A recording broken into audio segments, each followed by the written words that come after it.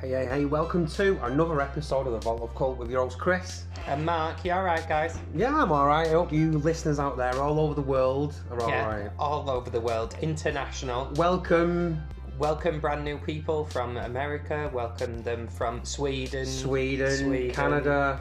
Yeah, all over the world. All the nations. We're getting there. We are a podcast for the nations of the earth. Facts. Pure facts. Just pure facts. So, Mark, today is a special episode. It's very special. We're doing a special film. Yeah, I think it's a very special film. I was gonna say regarded, but in a certain light, it's from a franchise which we all know, and we've held off doing something in this franchise for a long time. We have, and I know a lot of podcasts out there, they do a film from the, and literally, and we have and ahed as to which one to pick, and we've gone a bit left field for the one we've decided to pick for an interesting one. Yeah, for the first one. So why don't we'll let them off the hook. We'll let us listeners off the hook. So Matt, what episode? We are doing a Star Wars film. For the first time, the Vault of Cult is getting something out from the Star Wars franchise. We thought it was about time. It is about that time. But we have gone a bit left field with the one we're picking. What we picked? Star Wars Episode 1, The Phantom Menace. The Phantom Menace? Yeah. The original... The first time that Star Wars... The second load of trilogies. The prequels. The first prequel. So I think we can all agree it's an interesting film. So, join us on this little journey now. We hope you enjoy, guys. Yeah. Again, get us on the socials at the Vault of Cult on Instagrams. Exactly. And we picked just the right kind of controversial film where you can give us your opinions. You've got to have an opinion on this film. Yeah, you've got to have an opinion. Everybody has. It's like an arsehole. Everyone has one. Exactly. So, guys, let's get into it. Yeah, let's go. Enjoy the show.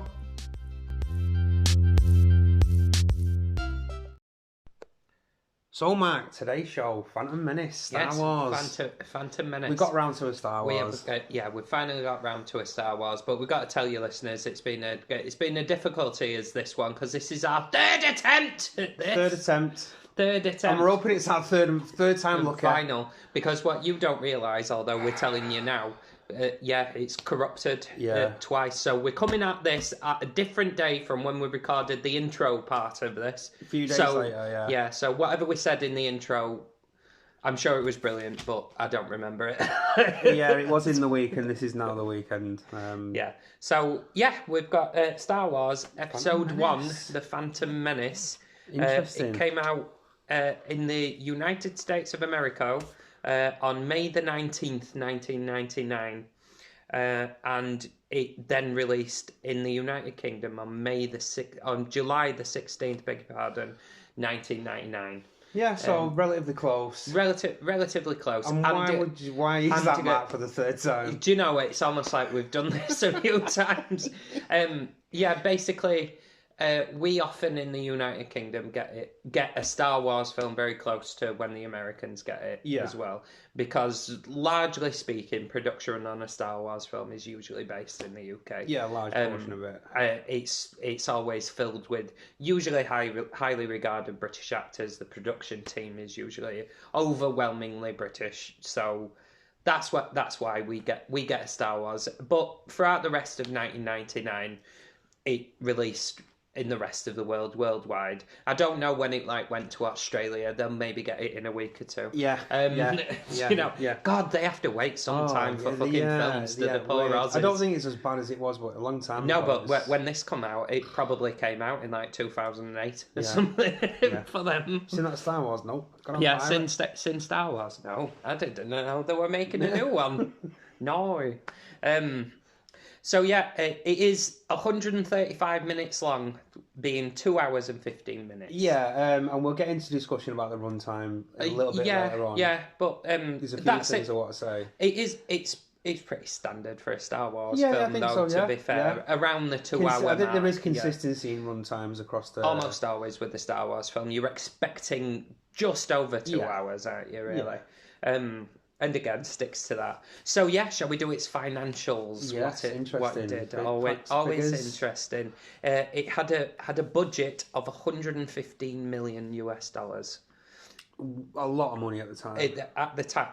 Nowadays, I think you're right to say at the time, because nowadays, for a big blockbuster, use a gaming word, triple A. Yeah. Kind of Tentpole. Yeah, a tentpole. That's the word I was looking for. That wouldn't be unusual at all, necessarily. I mean, I think the budget. I think we've gone past that now as a standard mark as well. That wouldn't be unusual at all. But 1999, that's big money, and largely speaking, George Lucas's own money as well. Back pocket job. Back pocket at Farah is that. I know you like it when I say that. Largely his own money. It was distributed and sort of under the arc of 20th Century Fox. Yeah, but produced by Lucasfilm. Produced very, very significantly by Lucasfilm as its own thing. And that's the thing that we need to... We'll come on to it, but this is George Lucas's film. Yeah. Paid for and produced and done everything by him. He himself. Yeah, we have a lot to say about that. $115 million US. It made worldwide, over all of its releases, because it did get a re-release in the early 2000s, this, 1.27 billion. That is billion with a B, listeners. Billion with a B. It is a lot of money. Yeah, that is, I believe the technical term in the industry is a fuck ton of money. Is that? I think you're backing up the trucks there. Yeah, that is a fuck ton of money. In its initial run, it made $924.3 million. I mean, even that is also time, maybe it's not a fuck ton of money, but it's still a ton of money. Yeah, because it wasn't until Avatar, a good 10 years later. Roughly. Roughly. It was the highest grossing film of 1999. This is not at all surprising. Regardless of quality, a Star Wars film is always the highest grossing film ever. Oh, just popped into my head as well. There's some mummy connection here. There is we've done a podcast. This was the film that booted the mummy off that particular prestigious metric. Surprise to no one at the time. A surprise to absolutely no one. Well, people were absolutely, in early 1999, people were either delaying films or rushing to get their film out before this came out, because they knew no matter what it was, it's going to get absolutely twatted. Yeah, by nearly $1 billion. Yeah, and it did. George Lucas was like, "Oh, the Mummy, yeah, we all had fun with that. Now move."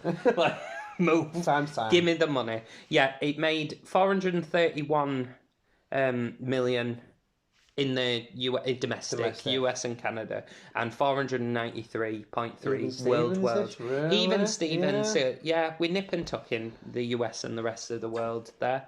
So yeah, that's it. Everyone went to see it then. Literally, absolutely, everyone went to see this. Yeah, I was just shy of 10. So I'd been 9.5. What was I about? Like 84. Yeah. 81 and a half. Yeah. I actually took the day off school and with my friends and actually queued up and went to see it. We went at the weekend. I did get permission from mum at the time. But I was about 9, and literally everyone, even the weekend. It was packed, from what I can remember, obviously, now, well over 20 years ago. But big cultural. And I think all of his listeners know, divisive film, massively divisive film is this, which I think is probably a strong reason why we picked it. You know what I mean? We make this thing where we think our choices on the show, guys, are interesting, not just films we like, because we have had discussions where Mark's like, we're fucking doing it, and I'm like, I'm seeing my ass, I'm not doing it, and then we end up doing it. Yeah, no, we have had that. But we thought it's an interesting pick for you guys, because we could have just easily gone Empire Strikes Back. And that's the boring choice. There you go. It's the boring choice, because it's a great film. Exactly. There's nothing to talk about. Is Empire Strikes Back a masterpiece? Yeah. All right then. Yeah. Right. Good. Yeah, End of the show. Whereas we picked an interesting one for you. I think so. I think it's probably the most interesting one of the bunch. Talk about. Yeah, I think so. So anyway, shall we give them some facts and figures to have fun with? Yeah, go for it. Yeah, go on. This is the largest gap there has been to date between a Star Wars film. That's interesting. Yeah, because Return of the Jedi 1983? 3? Yeah. The Year of Our Lord? Yeah, I know, Domino. 1983. Yeah, and this 1999, so what, like 16-year gap? Yeah. Like we've never had a gap that long. And obviously in recent years we're becoming very used to something Star Wars related coming out every year. Well, that's a decision for maybe a future podcast. Yeah, although Mandalorian and Andor are pretty decent. Anyway. But Lucas had been...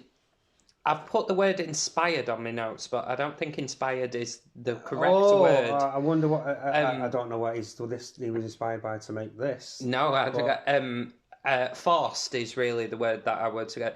He'd been essentially forced by fan pressure, by studio pressure, I have to say. Even his own company was like, George, why don't we make another Star Wars film? And he's like, oh no, let's do something. And like, no, make another Star Wars film. Yeah, it's needed. Yeah, but he'd also been Didn't want to direct it.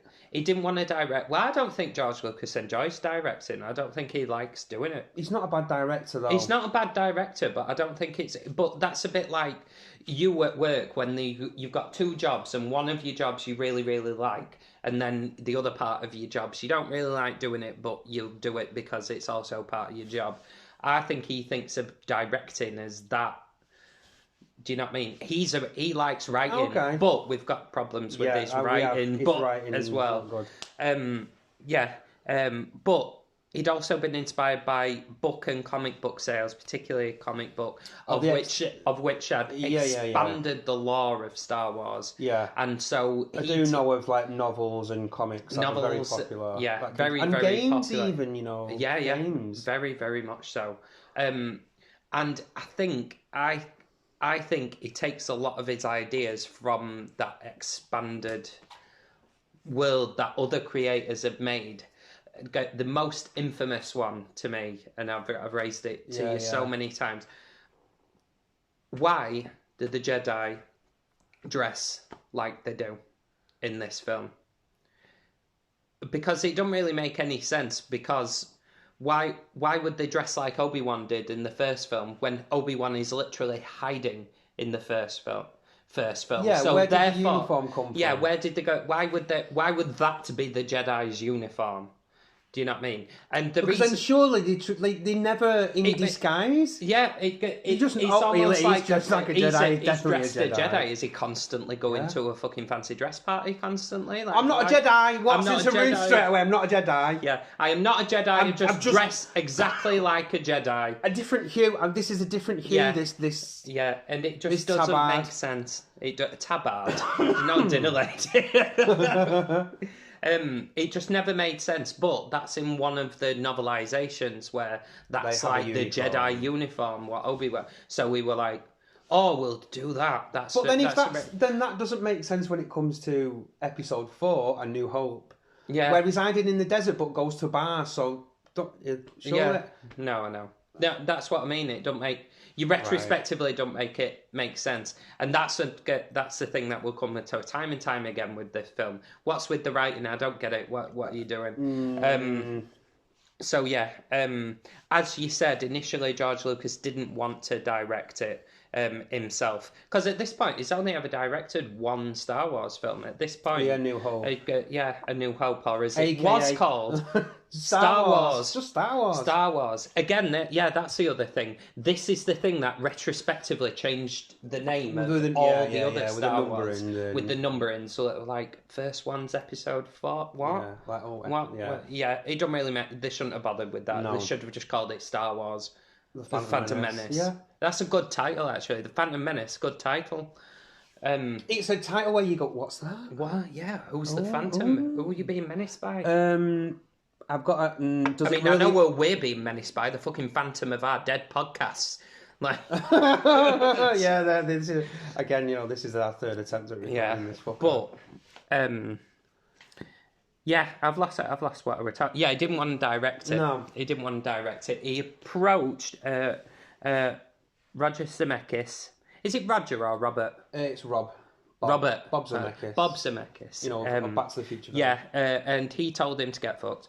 Essentially, he was like, no, not getting involved. Not doing that. Not getting involved. And he's approached his old mate, Steven Spielberg. Well, as well. Well, the mates aren't there. Yeah, let's go. Do you want to play in the playground with me? Yeah, no. Not with Star Wars. Not with Star Wars, no. Steven Spielberg he literally said that is much too daunting for me. Yeah. Even Steven Spielberg, of all people, was like, I am frightened to death of At least if he failed, I mean, financially, obviously didn't, but critically, we'll discuss that. But financially, it's like, at least he give it a go, and that I think Spielberg and Zemeckis wanted to. If it would have went wrong for him, you can say, well, all you did was try. Yeah. Yeah, no, exactly. But behind the back, they're we can endlessly discuss what a Spielberg or a Zemeckis Star Wars would look like. Better, I suspect, but very different. But different. Yeah, very different. It was mainly filmed in Leveson Studios, which is near Watford, just outside the M25. That is for all our non-British, non-British listeners, just guys. Outside London, outside north of London. Yeah, just the Watford Gap. But some scenes were filmed in Italy, so the insides of the palace, Queen Amidala's palace, that was filmed in the Royal Palace in Naples. Oh, really nice. Where real beautiful set. I mean, it's not a set; it's actually a real thing. But it's beautiful. Former residents of the Neapolitan and Sicilian royal family. So beautiful. Yeah, it is a beautiful building. And all the desert scenes, so all the Tatooine scenes are like every Star Wars film filmed in Tunisia. Yeah, in Africa. North Africa. But it was a very obviously a big hit, making nearly $1 billion, dollars should I say, but not with the critics. Michael Jackson wanted to play Jar Jar. Fucking hell. Right, with problems enough with that character rather than having him involved. That's a weird thing. Yeah. That's all the weird thing. Use the people gonna die. Use the people gonna die. 3 Oscar noms: best sound effects, and best visuals. Did it win any? Did it? No. Sorry. It did not. I mean, mind you, before we start ragging on the film for not winning anything, Star Wars films never win anything at the Oscars. Obs. Do you know what I mean? It's too... Oscar people or the Academy is too it's far too commercial. Yeah, but the Oscars, it's always the classy pick, innit? Yeah, it's always the classy pick. The first film, I've got a little fact, the first film to be shot digitally in high definition. One of the first. That is true. Yeah. The sets that they built in Leveson Studios, right, they built it to the average height of the cast, which is generally about, 6 foot. Which would be about 6 foot.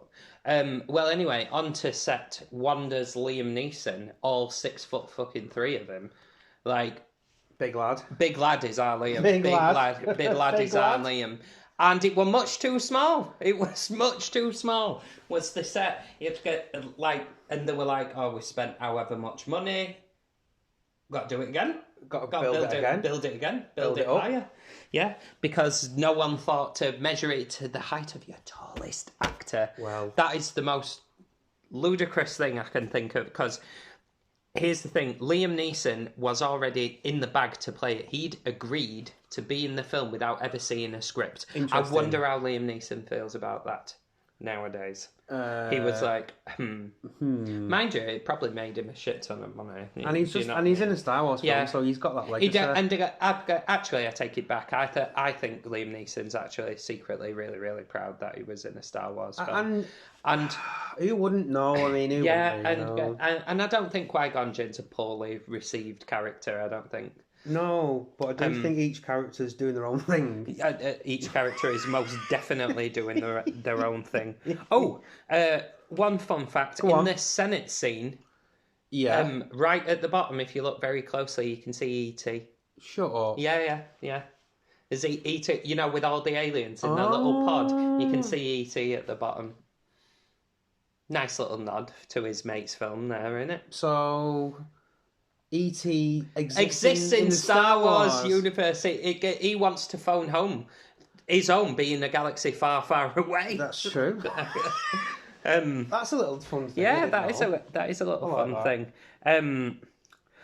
George Lucas himself, and there's video footage of him saying this, worried that he had gone too far with the world building. He said, okay, this is bold, and I'm not sure we're gonna like it, because in the screening that they had for himself and the executives of the first full cut of the film, stunned silence. Would have heard a tumbleweed go back. Yeah, but it does end silence. With Boss Nass with a weapon of mass destruction. He's over. What is that character? Anyway, Brian Blessed. Anyway, fucking hell. They give him a shiny ball at the end, and what's that about? Well, they wanted it to look like the end of A New Hope, didn't they? Yeah, very much. Yeah, there is a cause. Yeah, one of my favourite little tidbits, Ewan McGregor, young actor at the time, wasn't he? Yeah. Was on set and he wouldn't stop making the lightsaber noises. Like, well, yeah, come on. Right, and he's just getting it, he's living dream, and he let his eye you in. But, like, the filmmaking, the people filming it were like, Ewan, give over.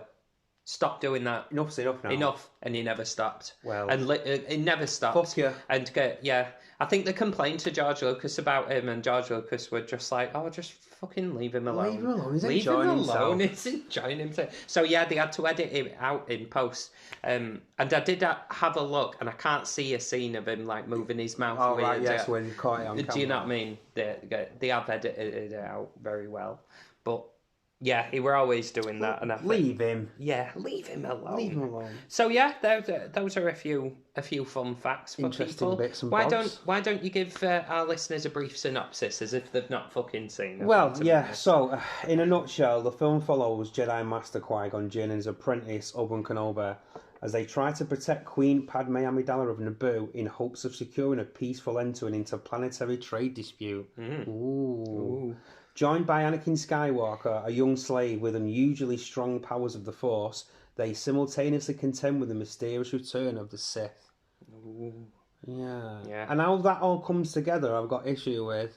Yeah, but that is it. So why don't we give him the cast? And obviously the production team. So obviously, we've said directed and written by George Lucas, and you can tell. Yeah, you can tell. But like we say, produced by Lucasfilm, distributed by 20th Century Fox, score by John Williams. No less than John Williams. I've stuff to say about John Williams when it comes to... John Williams is known for like Jaws and Superman, all the good stuff. All Jurassic the big Park? Is it? I think so. I think so. Yeah, anyway, John Williams. Amazing. Cast, yeah? Should we? Yeah, we'll give him a cast. So, Liam Neeson plays Qui-Gon Jinn, obviously.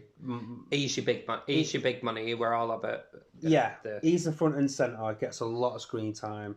Ewan McGregor plays Obi-Wan. Mm-hmm. At the time he was known for Trainspotting. Natalie Portman plays Padme Amidala. Obviously, nowadays she's in Thor, but before that she was in Leon. Leon the Professional. What a film, guys. If you've never seen Leon the Professional. What a film. Yeah. Ooh.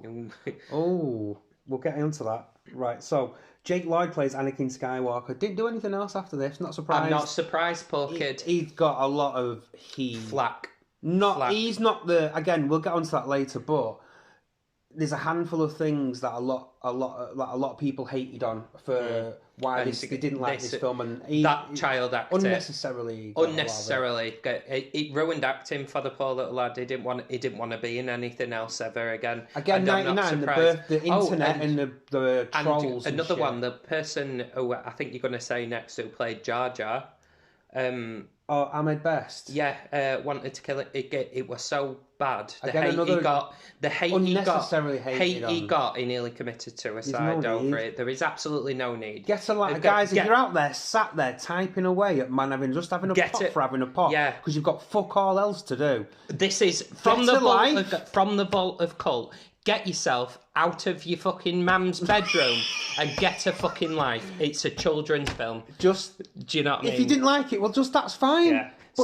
So that's a PSA from the vault of cult to fucking knobends if you're out there. Stop making fucking actors want to kill himself because you don't like it.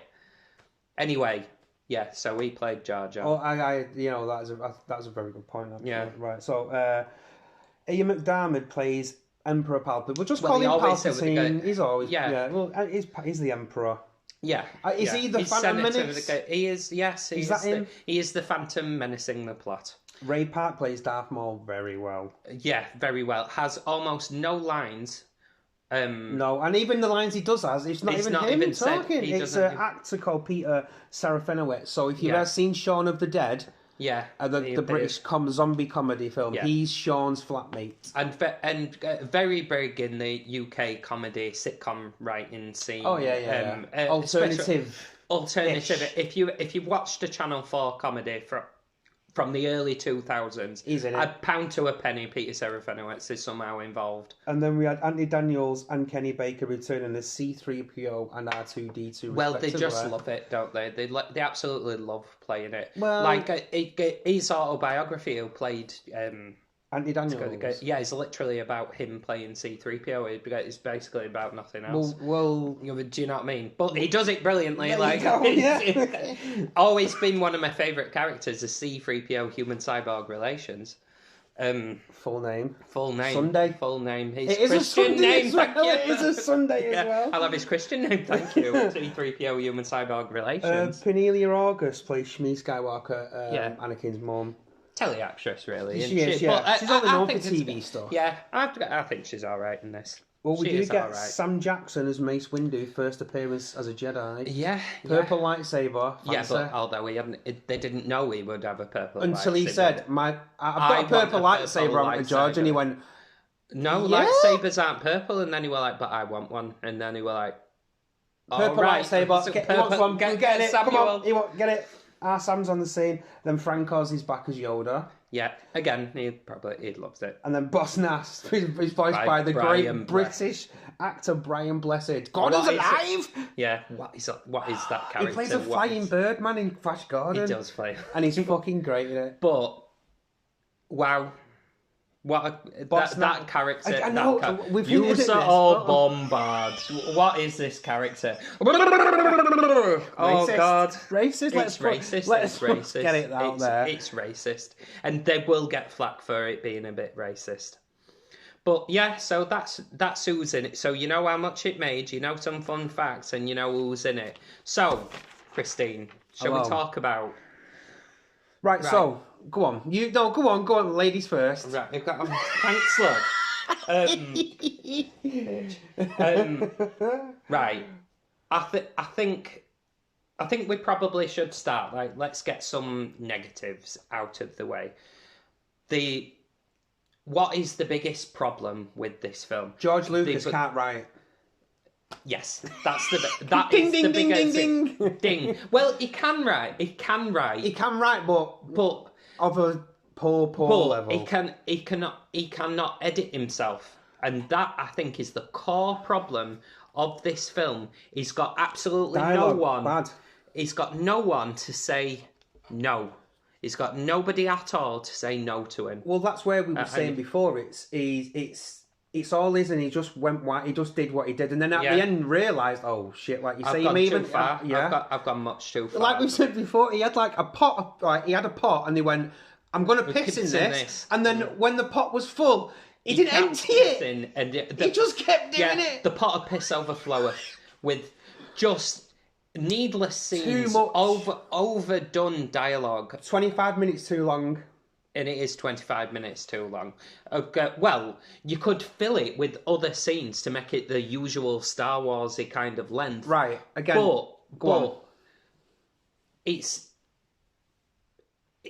structured so poorly. Is this film, and I think that's, as a screenplay, it's structured so poorly. And I hinted to you that I think the way that the podcast section of the film is structured is not great, and the way they have to use the pod race. The pod race. Did I say podcast? Yeah. Oh, pod race. So the pod race bit. I think how they introduce Anakin and use Mandalorians really poor, because they just fuck that idea off going forward. Really, really bad. And again, I've got issues with what is the Force and how can you learn it? Is it a bloodline thing? Anyway, but the pod race, you could have introduced Anakin in a completely different way, where they sense the Force because he uses the Force because he nearly crashes in the pod race. Yeah. So that's the issue. And Qui-Gon could have been like, "Oh, way up, what's this?" Yeah, I feel the Force. Here's the thing: the pod race scene always seemed to me the most cynical part of the film. This is to sell merch. 100%. It is to sell merch. It's a cartoon. Again, it's Ben-Hur, like we said. It is Ben-Hur. How many times did George Lucas watch Ben-Hur before he round and round, just showing the toys, round and round? Right. But the problem that I've got with this film is about the macro, about its screenplay, right? It has a relatively strong, well, I'm not going to say strong, it's got a perfectly fine first third, where they're on the Trade Federation. It's a political conspiracy film. It is a political conspiracy thing, Power and I think that were a bit of a swerve for fans as well. Again, not expected.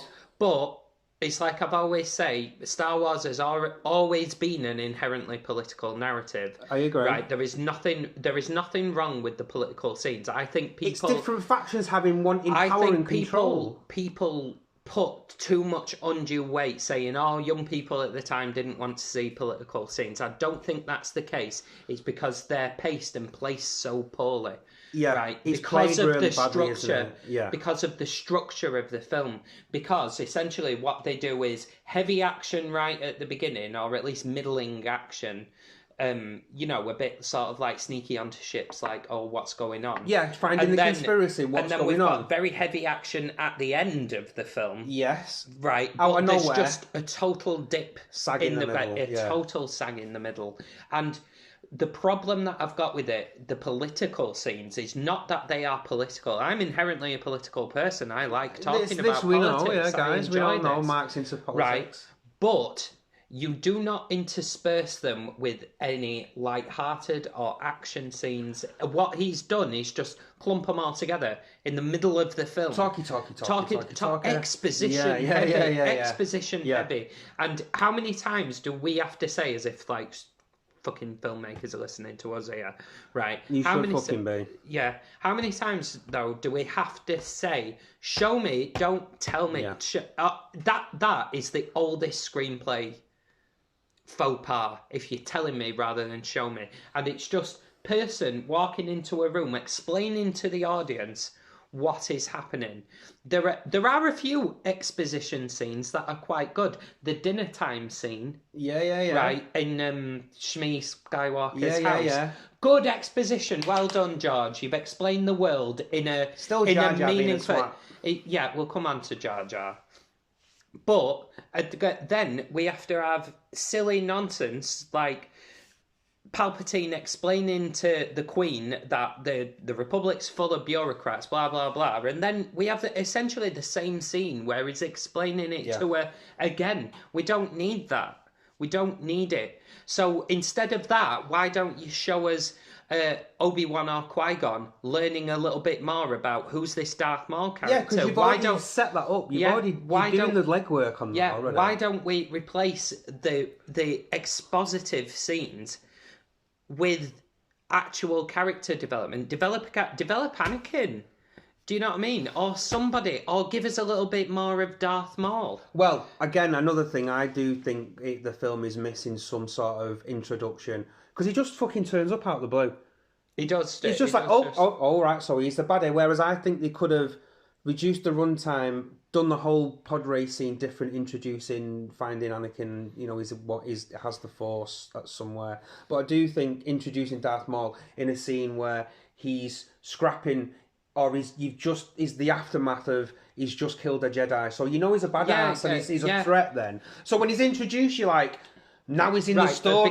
Because if you who's think this the guy, very and then first that's who he is. Do you know what I mean? If you think the very payoff. first scene when Vader appears in A New Hope, literally, what is the first thing he does?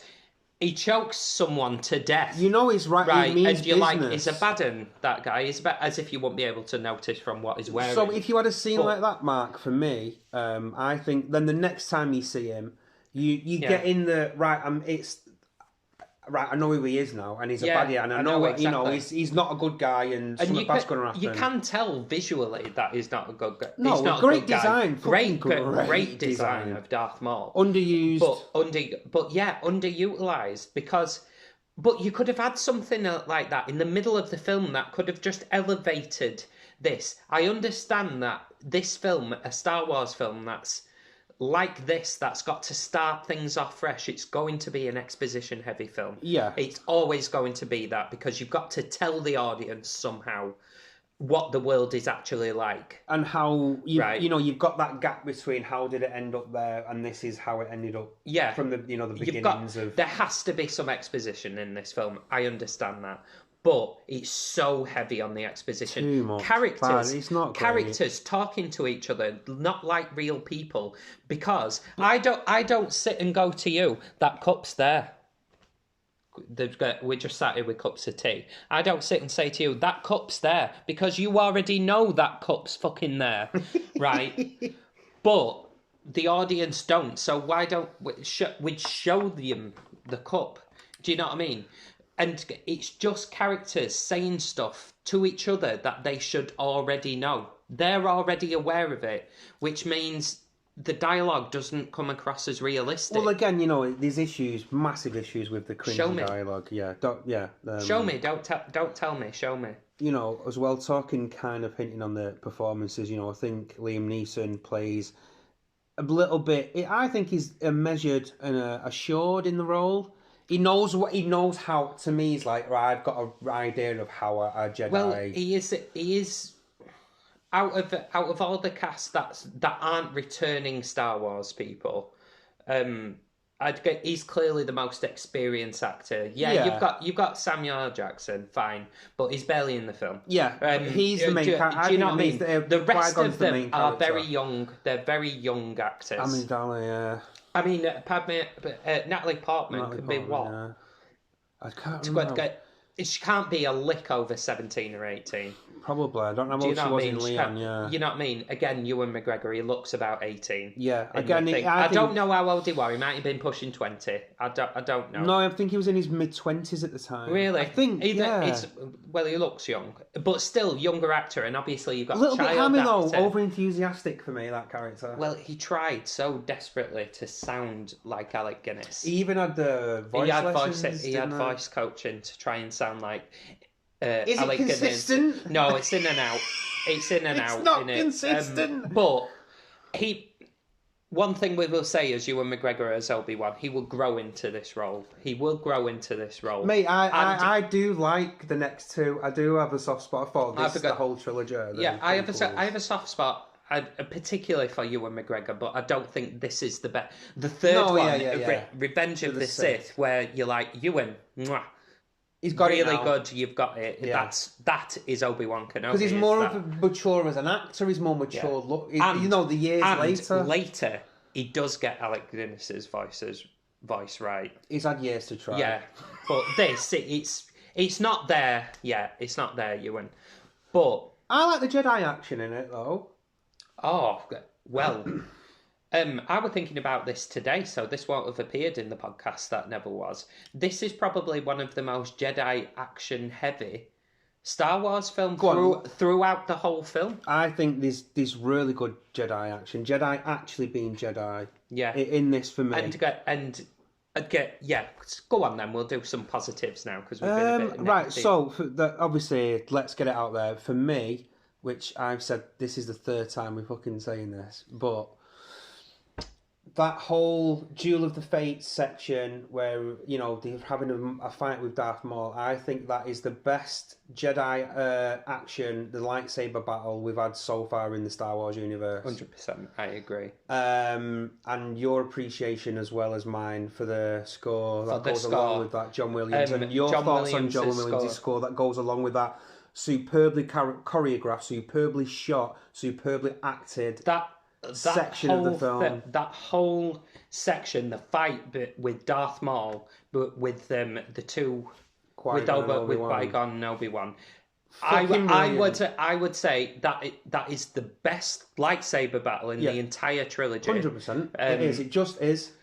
And that piece of music, Duel of the Fates, it's called. John Williams. Duel of the Fates is by far, I'm going to go so far as to say that is the best piece of music in the whole of Star Wars.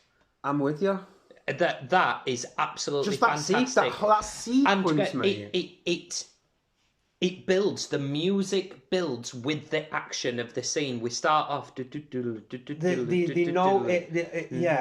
then the Darth Maul, he's got that, like you're saying, that design, that great design, and he's so up for the fight. And the dual lightsaber as well. The dual lightsaber. Like, wow. I distinctly remember being a 10-year-old kid and people went wappy in the fucking theatre. They went absolutely mad. When he has he ignites one of his lightsabers and then the other one comes out and people went wild. Absolutely wild. Because it is madness. So you can have two! Double-ended one! The way that, like you're saying... And the lighting, the choreography, it's such a high level. Score. See, this is the thing that gets me about this film. You have a scene like this that is so elevated where you're just like, oh, George Lucas does know how to direct something, because wow. Listeners. And then you have like the sag in the middle of the film and you're like, oh. Yeah. But wow. But as a takeaway of the... Something to end on. Yeah. Is that. And then I do think it dips with the Boss Nass scenario where they're all celebrating and... Anakin, again, it's like you were saying, it's very reminiscent of Episode 1 where they're blowing up a ship and it's, woohoo, we're celebrating, and we've kind of stopped what's happening up to this point. Yeah. So yeah, guys, you know, Duel of the Fates and that whole section, I think, is probably the best. It's the best representation of the action that a Star Wars film can present. Yeah. And I have to say that has to be high praise, doesn't it? I think so. For it. I stand by you saying that's the best piece of music, and and you agree with me with that. The whole that sequence of that lightsaber battle is the best. Yeah, 100%. And if you disagree with those listeners, I think you're probably wrong. Yeah, I think you're probably wrong. So yeah, is there anything else that you particularly you'd like to point out that you really, really liked? Oh, I know what I want to point out. The visual style of the film, I really liked. I still think it, relatively speaking, holds up. I think even the CG relatively holds up. I mean, it's obviously going to look a bit ropey. It's 20-odd years ago now. Well, I think the production design still holds up pretty well. You know, model shots are pretty decent. Like you say, the CGI's still okay. Some ropey shots, which is, it's 99 and that's the CGI then. Do you know what I don't like, though, when they use it all the time? I mean, they always did in other Star Wars films, but I hate like a wipe in the mirror shot, where that transition where... Oh, yeah. Do you know what I mean? Oh, no, you know what I mean? Oh, they always get on my nerves a little bit. Do you know why that is? It reminds me of a comic book page being turned. No, I know. I just feel like overdone, and there's a lot of that in this film. Like the swipe. The swipe, where it's like... I'm pretty sure that's called the swipe. Yeah, I've never known what it's called, but like overdone. I can tell George Lucas loves them. They're in original Star Wars quite a lot. He's always liked them. Indiana Jones as well. I know. They love them, and I'm just like overdone.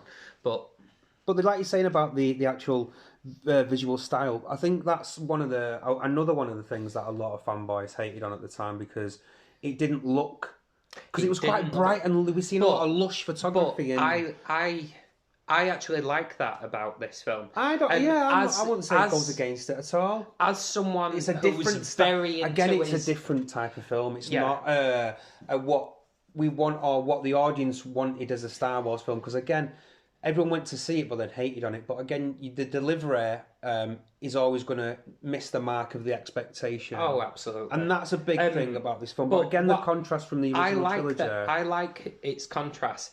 As someone who really enjoys this, who really likes his history, it gave me vibes of the fall of the Roman Empire. Yeah, I can get that. Yeah, I can see late that. Roman Empire sort of thing. Yeah. Of this the correlation huge great civilization. Yeah. How does that fall? Fragment yeah, exactly. And I quite like that. I like that the visual style is actually different from the original set of trilogy. It's not a problem that I share, although I do recognise that for some people it would have been jarring. I think, I can see why it would have been jarring at the time when it come out, and because it's very bright and clear, whereas we was introduced to a world that's a little bit grimy, and a little bit used, and Do you know what we haven't talked about? What? And I think it is a massive elephant in the room. We haven't talked about Jar Jar Binks at all. Twat. Yeah. But what I do want to say about it, if you're one of the people that say it's Jar Jar Binks that ruins this film, it's not. You're over-egging it. It's not. That character is a poorly developed, poorly written, and I mean, for the life of me, I still don't know what he says. Can we subtitle? Can we subtitle him, because I don't know what he's saying. He's like, and I'm like, what? What are you saying? I mean, some of it is obvious. So like, you some people gonna die. Yeah, I get that. Yeah. Great line, actually. Great line. But shit character. Yeah, doesn't serve. I think that character, if you really look at the film, he isn't necessarily. He's always just there when the plot's moving. He's not. It doesn't have any influence on the plot at all. He's just a character, just merely there to. As a matter of fact, I'm not even going to just blame Jar Jar. The whole Gungan race thing is again. It's a kids thing. It's you forget. Let's go back to it. It's a family / kids film. And I have to say, kids really liked the character at the time. And again, and I do think people because slate it's the merch again, wasn't it? Yeah, but I do think people slate this film for having a character so obviously catered towards children, and I do occasionally want to say to him, it's always been intended as a children's film, you understand? Easily forgotten, isn't it? It is so easily forgotten because it's got such a fan base amongst our generation. And when you're dealing with people like that, it's like... George Lucas has always been very clear and very open. Who is this for? Children. Yeah. Do you know what I mean? So, I think people... Oh, everyone. Yeah, it's everyone, but to be particularly enjoyed by children. Yes. And so, I think people put onto Jar Jar all of the problems of this film, which is not. The problem with this film is the structure of the film.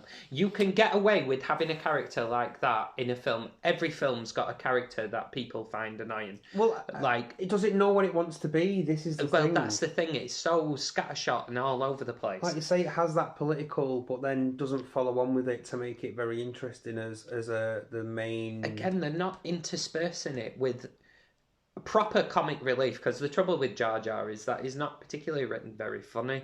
He's not very funny. And we've established that George Lucas is shite at writing. If you think who the comic relief... Well, he's not.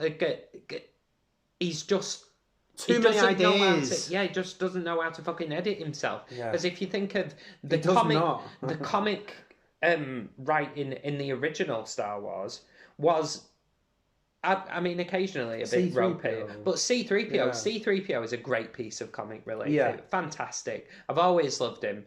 You know what I mean? Go that way, you'll be found functioning within a day. It's the performance, it's the voice, it's the way, the delivery. So that's him doing some comic relief well done. But the actor actually was on set while he was, exactly. photographer. Jar Jar's actor, he was actually on set. Yeah. But yeah, that is what I want to say. Is that character good? No. Does he Does it annoy me? Do I wish it wasn't in the film? Yeah, all of those things. Does it ruin the film? No. No. George Lucas ruined the film. Yeah. Again, the pot of piss. Yeah, the cup runneth over with piss. Literally, with like piss. It was just like, well, I've started, so I'm going to finish it. Now. And then when someone tapped him on the shoulder and went, "We're all standing in piss now, George," he turned around and went, "Oh shit, I don't know what I've done here." Yeah, I don't know what I don't know what I've done. It created a monster, like. And again, like, so let's get on to the impact that it's had then so far, because I think appreciation for not just this but the prequel trilogy has softened a lot. It has softened a lot. And there's a good film here, Mark. There is, yeah. There's a good film here. It's there's flashes of something interesting. And mate, like we were talking about with the Duel of the Fates sequence, Amazing. There's flashes of absolute brilliance as well. It's not just flashes of good. There's flashes of brilliance. I agree. But I agree. Yeah, sort of like weighed down by just so much being thrown at it, and poorly paced, and poorly edited, and poorly written, and poorly structured. And so, yeah, we have softened to it, but I think that's probably more because it's hindsight, and you go, and now I see it for what it is now, and I can see the good bits. I can really take away the for me the best bit ever. In Star Wars. Yeah. So... It is a mixed bag. I didn't think it was that a shit at the time, but I didn't think it was great, because, again, I was victim to the Jar Jar, the Anakin, that was the zeitgeist of the feedback that was, again, the birth of the internet and these fanboys and these murmurings in magazines, of like, oh, what's George Lucas done here when he's ruined our childhood? It's like, no, just, again, that's at the time. And then now you look back to go, it's not as bad as... It's not great, but it's not as bad because I'm taking away the positives. Yeah. Does that make sense? No, I know. And there are positives to be had in this film. I think as well, we've softened to it a little bit because of how, when Disney have taken it over, what they've done with it, which... I have to say that, like, the last Disney numbered one, I think is probably... This used to be my least favourite Star Wars film, Episode 1. But then Rise of Skywalker, the Skywalker, or whatever it's called. Rise of Skywalker. That is now my least favourite Star Wars film. Yeah. And we could, maybe on a future thing, one day we'll speak about that set of trilogies. Maybe. I think Rogue One would be ahead of that. Yeah. Next. No, I know, but that's one of the good things that Disney have done with. But we've sort of been burned by that to such an extent. You look back at Phantom Menace and you go... That's an interesting point, yeah. And you go, oh, well, actually... I enjoy it more than that. I do, I enjoy... Pure cinema enjoyment. I do enjoy it more, and it's got the nostalgic factor to it now that, it was 20 odd years ago. Yeah. But, so there is good there, but there's... Not enough of it. Yeah. Do I go back and watch Star Wars Episode 1 a lot? No. I can't say it. I haven't watched it in a few years at least. I haven't watched it in a long time. I'd pick Clone Wars or Sith over this. Well, here's the other thing. I think that... Attack of the Clones, not Clone Wars, Attack of the Clones. Yeah, in many ways, I think Attack of the Clones is a more problematic film. Ooh. Which maybe we can, again, get into. I think that is very... It's scattery. Yeah. But that's the thing. This film's legacy... Did it spark off renewed interest in the franchise? Very much so. Yeah. Every fucker went to watch it. Yeah, it absolutely did. It made nearly $1 billion. But in terms of legacy, this film is one of those, it's always going to have people talking. People remember their first experience of it, even being a young kid. Which is why we picked it as our first Star Wars. You know what I mean? It was... And it's the most interesting one, The backlash against it was so deep and so intense. Like we lost a lot of good people in the Star Wars Episode 1 verbal wars that there was. Yeah, unnecessarily. Yeah, and so I think I would encourage people go back and watch it. Actually, do go back and watch it because it does contain the best Star Wars Yeah, sequence, and Star Warsy sequence there is ever. really stuff to like there, but there's also it's so two-faced. There's also stuff to really, really hate as well. It doesn't know what it wants to be again. It doesn't know what. Okay, so it's almost like we're answering George Lucas. I think I might have gone too far. I think you probably did, George. Yeah. I think you probably did. 100%. You did go too far this time, George. But looking back now, over 20 years later, do I think it deserved the backlash that it got? No, because it was aimed at the wrong things. Yeah, I'm not sure it does. No, I agree. Like the Anakin, the Jar Jar. All right, we've got issues, but it's George is the problem, not Jar Jar and all the. And I'd say to George Lucas, which is definitely, I think that this film and the backlash against it probably changed him forever. Like you can tell after this film, yeah, he made improvements, but after he'd finished this run. I don't think he has any interest of directing films. No, he didn't. Then he's just jacked it in. Yeah, he'd never. After Revenge of the Sith, which is the last one of this run of trilogy, and I don't think he ever will. I think that this film set him on a path where he's like, I don't actually like doing this anymore. Because of everyone's backlash. I do think with such an auteur like George Lucas, it's a sad loss to filmmaking. I was just about to say that. Yeah, maybe we could have got something great at some point. Yeah, but... Or interesting and something new. So, in terms of legacy, yeah, there's good stuff there, but it's a very, very sour legacy with this film, and I think that's a little bit sad. Like you say, it's always going to have that taint against it, isn't it? Yeah. I mean, we're never going to meet the absolutely inordinate expectations that people had of it when it came out. Again, it never will, Mark. That's the problem. And what I do actually would like to... we'll end on a positive note about George. What I do actually think he deserves, maybe not commending, but a small bit of credit for, is that he decided, instead of just doing the same thing again, another ordinary Star Wars film, he thought, no, I'll do something different with it. I will do something different with it. Whereas you look at Disney's version of when they've took it over, it's just fanboy service. Yeah, it's fanboy Disney. Well, look what they did. It actually did. The backlash actually they changed direction of where they wanted to go with. Yeah. And shit themselves and went back to Abrams with the third one, like you say, and then it was like, it's a bit boring this now. I just think he deserves some credit for thinking, I'm not going to do this.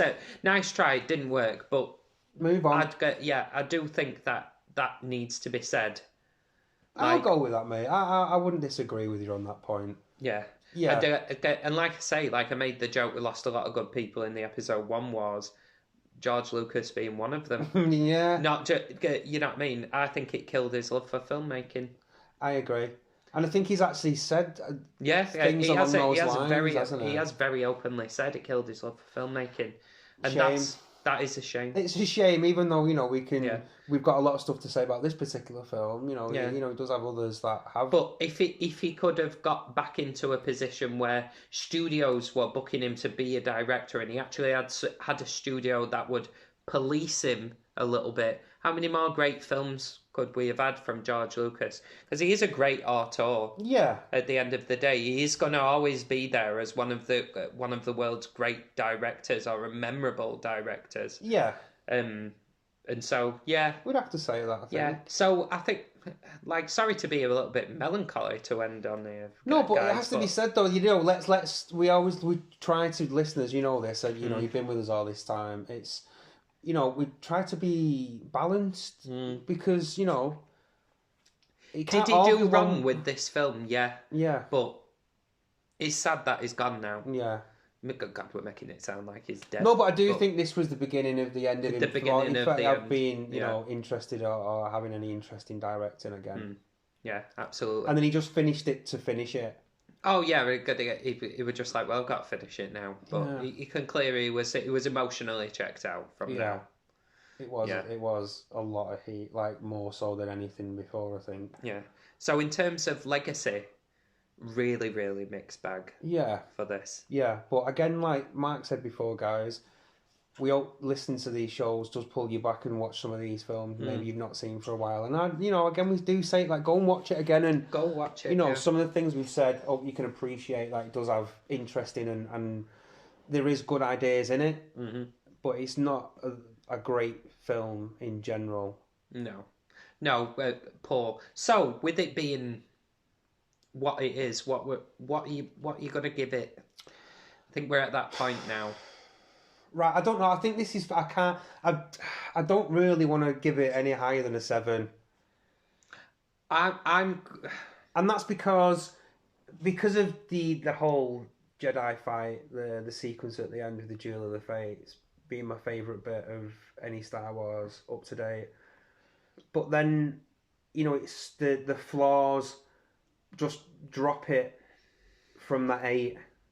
Yeah. And again, at the pot of piss again, I know I've said it a few times, but I can't give a pot of piss any more than a 7, but I have to drag it up from a 6 because of that sequence. Yeah, that's my justification of it. That's it's same. I've got I want to give it a 6 because this film is structured so poorly. But, I get that. I am going to give it a 7 for exactly that reason. The Duel of the Fates sequence, it's too good not to elevate. Yeah, this is what I mean. It pulls it out the piss a little bit. Yeah, so I think I'll meet you there. I'll give it a 7. I think that's fair. I think it's a very, very fair score. Again, can never be an 8. It can't never be an 8. He's structured too poorly. It's not good enough to take an 8, and because of that sequence, it pulls it from being a 6 for me. Yeah, no, exactly the same. I think we've come at it exactly the same thing. It's too poor of a film to be an 8, but it's not shit enough to be a 6. Yeah. Although it would have been without that sequence. Agreed. It would have been without that sequence. Agreed. So you have snuck in at the 7. Just. Yeah. So yeah, that was our first Star Wars. The first Star Wars, mate. Yeah. So guys, thanks for joining us on the show. Give us some feedback. We know we're getting more and more listeners as time goes on. And we do really appreciate it. We really appreciate it, guys. So do get in touch. We're on social media. We're on Instagram at thevaultofcult.com. And get us on Gmail. We're on the emails if you want to have conversations with us. And that's thevaultofcult@gmail.com. So thanks for joining us on another episode, guys. We hope you enjoyed it. We hope you join us next time. And we've enjoyed it. We have 3 times that we've done again, it, guys. This is the third. This is literally our third attempt at recording this episode. So we're pretty fucking well versed by now. Yeah. Matt, do you want to watch? Do you want to watch a Star Wars film? No, not for a bit now. No. Matt was thinking it was never going to happen, but we've actually put it out there, guys. And again, thanks for joining us, and we hope you enjoy the show. Okay. So we'll see you down the road in a bit, Skip.